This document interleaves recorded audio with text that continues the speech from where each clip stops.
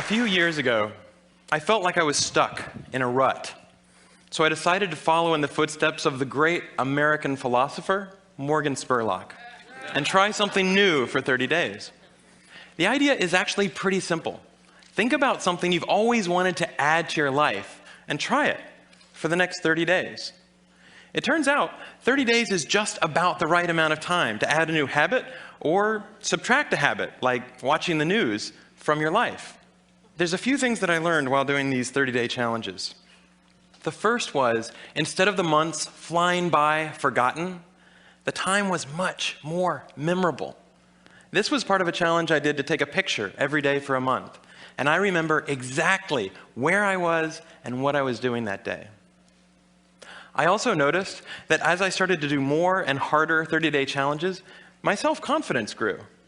I went from desk-dwelling computer nerd to the kind of guy who bikes to work for fun. Even last year, I ended up hiking up Mount Kilimanjaro, the highest mountain in Africa. I would never have been that adventurous before I started my 30-day challenges.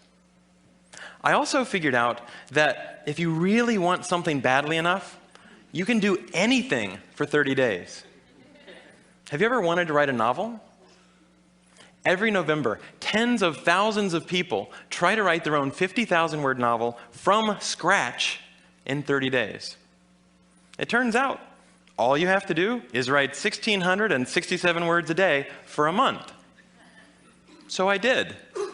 By the way, the secret is not to go to sleep until you've written your words for the day. You might be sleep deprived, but you'll finish your novel. Now, is my book the next great American novel? No, I wrote it in a month. It's awful. But for the rest of my life, if I meet John Hodgman at a TED party, I don't have to say, I'm a computer scientist. No. If I want to, I can say, I'm a novelist. So here's one last thing I'd like to mention. I learned that when I made small, sustainable changes, things I could keep doing, they were more likely to stick.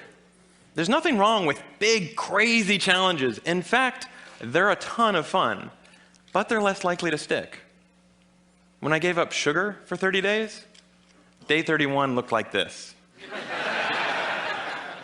So here's my question to you. What are you waiting for?